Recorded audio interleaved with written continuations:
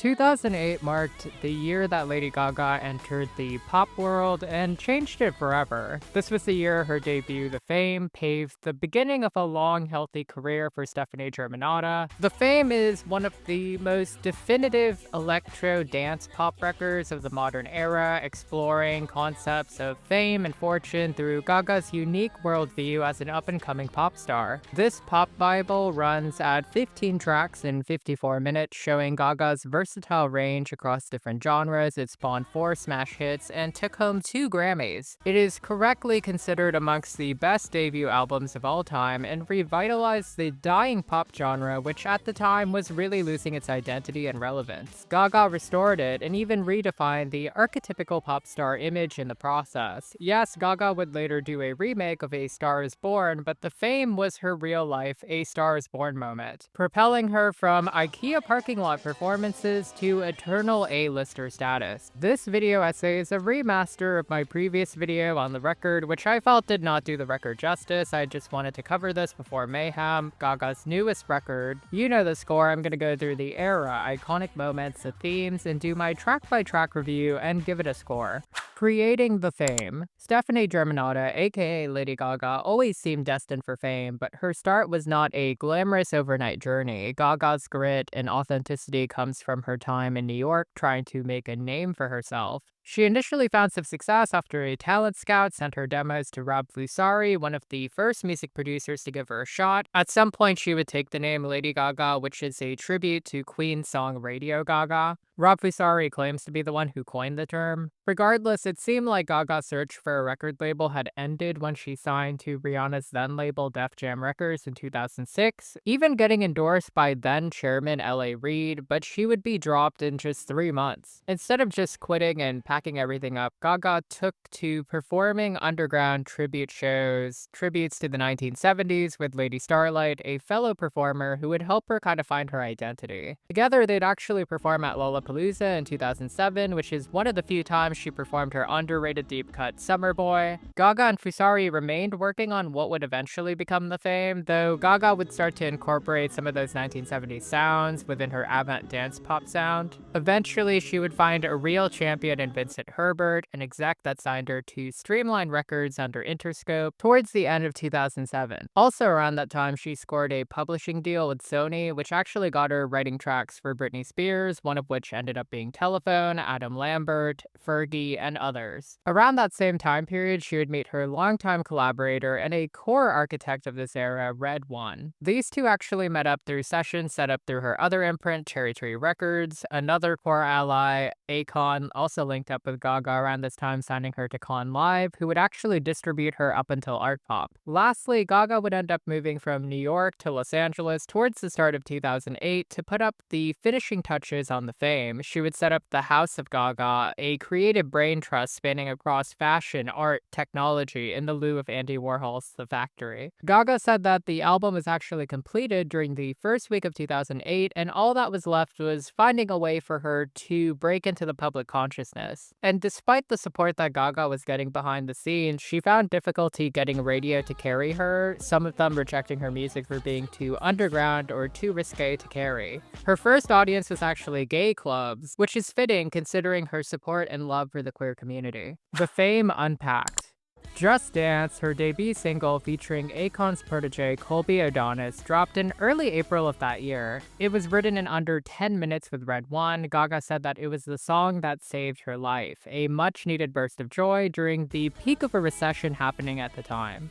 The song was actually a sleeper hit, hitting the Hot 100 months after its release before eventually climbing to the peak in January of the following year. Just Dance was critically acclaimed and marked Gaga's first Grammy nomination as it topped the charts worldwide to become one of the best-selling singles of all time, certified diamond in the States. The music video again is peak recession core pop chic. It's a house party, Gaga and Bowie-inspired makeup, no budget, and it still ended up being an iconic music video. An entire game series that would feature Gaga eventually was inspired by the song. The album itself would actually drop on August 19, 2008, to generally positive reviews. Many noted its clever songwriting, how each track could be its own single, and the production of the record, while more critical reviews focused on the uneven tracks, lacking originality. That being said, even those reviews found positive things to say about the record. The initial version of this album was rush produced and only ran 12 tracks, with I Like It Rough being an iTunes exclusive track. Gaga's team struck while the iron was hot, while Just Dance was actually picking up steam with Poker Face in September. This track was an even bigger smash hit, topping even more countries charts, marking her second #1 in the States and proving that she wasn't a fluke. It peaked at #1 in April 2009 and was eventually certified diamond as well. The songs Double Entendre, both referring to sex and gambling as well as her own bisexuality, added depth. Rightfully, it did make many decades-end best lists and was nominated for Song and Record of the Year, taking home Best Dance Recording. The music video was a step up from Just Dance, taking place in a luxury villa, showing Gaga dancing poolside in a now iconic turquoise leotard intercut with a strip poker game. In October, a revised version of the album, adding Paper Gangsta, Starstruck, and Disco Heaven was released. A slight change to the artwork was made with red text, and Money Honey and Love Game received slightly tweaked mixes. A track, Again Again, was removed, and this version would eventually become the definitive edition of the album. Gaga would embark on a blitz of promotional performances and interviews that made her a household name seemingly overnight. She would also serve as the opener to the New Kids on the Block reunion tour happening at the time, gaining new fans and experiences performing in bigger venues. Gaga would also record acoustic and intimate takes on her tracks for the Cherry Tree sessions, which would become her first official live EP the following year. I want to talk about it. Most infamously, Gaga would perform in an IKEA parking lot that December, a testament to the hustle and dedication to getting her name out there. This kind of promo does not exist in the days of TikTok and social media, though other stars have followed in her footsteps, most notably at a Sam's Club. 2009 was the year that Gaga went stratospheric. In some territories, she released AA Nothing Else I Can Say, which was a calmer mid-tempo track that garnered some success, but just could not match her earlier singles' heights. Meanwhile, in the States and elsewhere, Love Game was set as the third single. This dirty synth-pop classic introduced the world to the concept of the disco stick and further established Gaga as a dance pop queen, hitting the top 10 around the world. Joseph Kahn's video, which was a tribute to Michael Jackson's own iconic Bad music video and Gaga's roots living in underground New York, personally remains my favorite music video of this era. Gaga embarked on her first ever tour, the Fame Ball, around this time. It was a very modest show that took place in theaters compared to her later balls, which would be in arenas and stadiums, and it was described as a traveling art exhibit. Still, this tour spawned some pretty iconic looks, particularly the dress entirely made out of bubbles that she'd wear during her acoustic set. A tour exclusive track, still unreleased to this day, Future Love, was part of the set list. Despite her being a newcomer and the show only spanning 11 songs, this tour was critically lauded for its audacity, showing Gaga's range as a performer. A final single, Paparazzi, was chosen in July. This track again hit the top 10 stateside and was lauded as a club-friendly yet narratively rich track. Co-written and co-produced with Fusari, the track follows a stalker preying on someone famous, though Gaga would clarify it was about whether one could have fame or love. This was actually the darkest track off the record and received a Jonas Åkerlund music video showing Gaga as a starlet betrayed by her lover, played by a then unknown Alexander Skarsgård. She would come back, get her revenge, and be jailed, which actually set up a music video sequel in Telephone.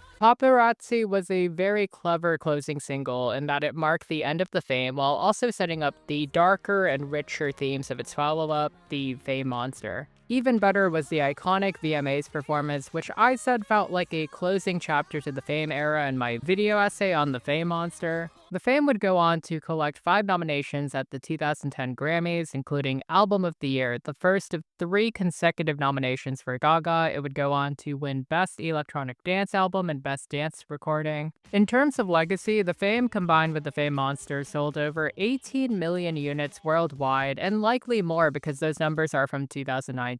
It is considered one of the best debut records of all time. Many actually credit it for the return of EDM in pop music in the late mid-2000s. To this day, many pop stars credit and even emulate the fame as they attempt to build their own legacies, whether it's the sound, the promo cycle, or even the hunger that Gaga had. We're already on Gaga's 7th official pop record, and it feels as if no one, even Gaga herself, has recaptured the lightning in the bottle that was the triple play that started with the fame and ended with Born This Way. But the fact that it is something to aspire to, the fact that it happened, that's a testament to Gaga's brilliance and perseverance. And now, some general album thoughts. In my previous video, I considered the Fame Monster to be the yin to the Fame's yang. While I prefer that record for its simplicity and cohesion, I feel like the Fame doesn't get enough flowers as a record. I think it remains Gaga's most optimistic work, despite being born within some of the darkest moments of her life. Where its sequel tears down Fame as a poison, this one kind of paints it as a mantra or something to aspire to. Gaga pitches Fame not as some outward glory to achieve, but as a guiding compass, an aspiration as she discovers herself and builds creativity throughout the record. This album feels like a leap of faith because it was one.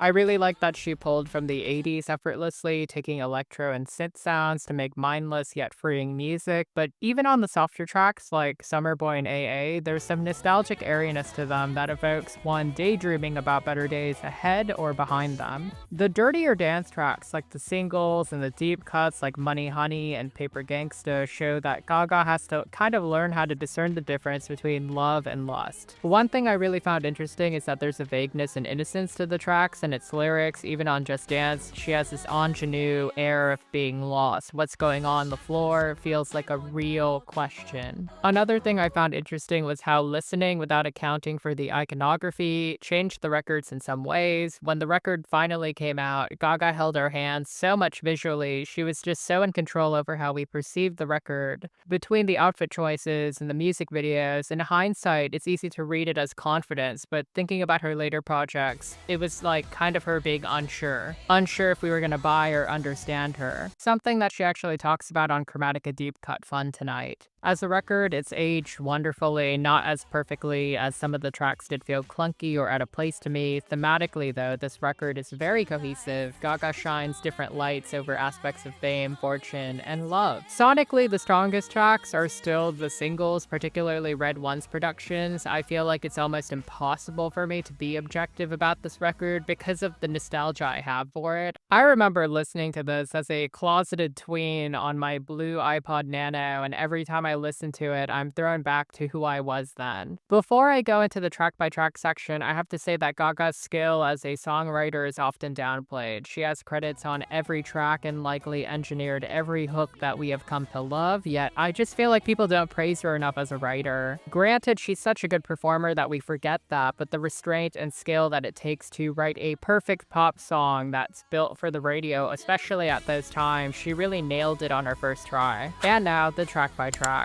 The record begins with Just Dance, which opens on these synths that really just hype you up for the rest of the record. Gaga introduces her collaborators before spinning a tale about lost keys, being lost in general, and having the time of your life. I always found the Colby O'Donis feature to be so random, but allegedly Akon himself was meant to feature before being yanked off the record. The chorus is a classic, but the breakdown into the bridge, that was the moment I knew she was the future of pop. Love Game remains my top pick off the record, fight me on that. It's about a quick tryst before deciding whether or not she's fallen in love or lust. She wrote it in just 4 minutes, but it is somehow one of the most perfect songs that she's ever done. The chintzy production feels like a garage band track made on dirty drums. The looks in the music video, the way that she loops I Want to Take a Ride on Your Disco Stick, especially towards the end, this song is an all-timer, and even the refrain itself feels hooky. I love the pronunciation and the punctuation of hot throughout the song. It gives the song an edge and a hypnotic quality to it. This song is elegant, sexy, brash, corny, and it's pure Gaga. It always gets left out of the big conversation of her best songs, probably because it was released after Poker Face, but before Paparazzi. And speaking of, Paparazzi is probably my second favorite. The production alone is something marvelous. The way that the synths wrap around Gaga's vocals, it's just headphones heaven. The verses are her most descriptive. You really get the cinematic sense. There's one line that really sticks out to me where she says, "Not sure what it means," which feels so candid, like she's having a conversation in real time. The chorus is just so simple and clean and so obvious. I adore the Papa repetition in Paparazzi. There's such a texture to this track that makes it stand out, and the bridge, "We're plastic, but we still have fun," that is a career-wide motif. Poker Face is another track where she just uses her sounds like ma ma ma ma to get you in. It has become a signature technique for her to use in her songs. The verses are nothing to write home about, to be honest, but it's that pre-chorus where she uses the woes to really make the song flow. The chorus itself, arena ready, simple to learn, but the punctuated lower register of "she's got me like nobody," the contrast really keeps you on your toes. Everyone says that the P sounds in the post-chorus are the real hook, and I don't disagree. The bridge is where she's just firing off, and that just feels like a cherry on top. There's a reason that people plagiarize this track. There's a reason she plagiarizes this track.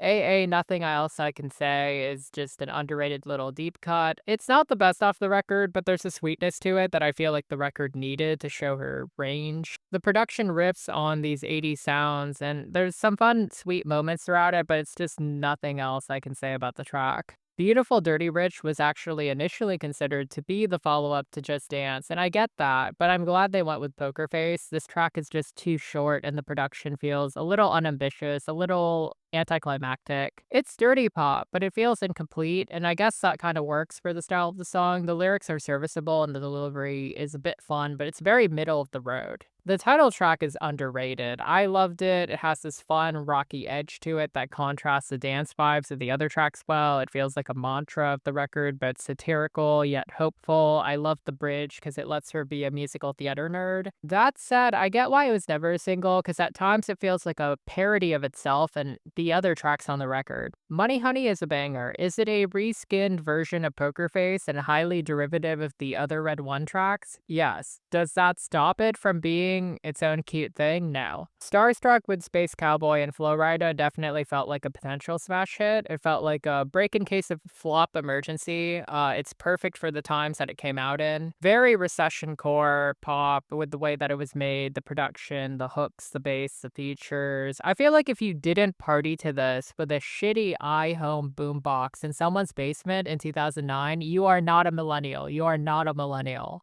I really adore this cute, cool meta-ness where Gaga's lyrics mirror the production in some ways. Boys, Boys, Boys was inspired by Motley Crue's Girls, Girls, Girls. There's again a rocky edge to it despite it being pretty pop. At some point, Interscope actually wanted this to be a single, but Gaga had finished Bad Romance and The Fame Monster ahead of time. The cheerleadery vibe kind of reminded me a bit of Gwen Stefani and Hollaback Girl, but with a little flavor to it. A little different.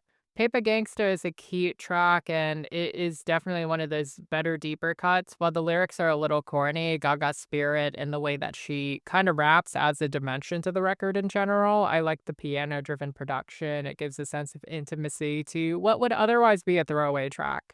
Brown Eyes is an underrated, slower track, and Gaga said that it's been about lost love. I feel like it's an early ancestor to her eventual acoustic and country tracks. I Like It Rough is another solid track that feels like a holdover from an earlier draft of The Fame. It's not essential, but it's pretty solid. And of course, I gotta talk about Summer Boy. Top 3 track for me off this record, Fight Me. It is a song that she kept from her earliest days. It's about a love that won't last past the summer. It's nostalgic, it's wistful, it's sunny, it is perfect for the summer. It almost feels like a homage to the classic film Grease, just in tone and sound. Her vocals on this are very inspired. She's like embodying a different character than the others on The Fame. Yes, it does channel Gwen Stefani, yet it feels very Gaga. I wish she would play it live again one day. It's such a great album closer. And then we have Disco Heaven, which is a bonus track, which I do like. It's a Fusari production. It's very disco-y, but it's not that important. Overall, The Fame cannot be praised enough. It gave the world Lady Gaga, and as an album, it mostly holds up. While it is not a perfect 10 out of 10 like the sister record was, I am happy to give it a solid 9 out of 10, and it remains one of the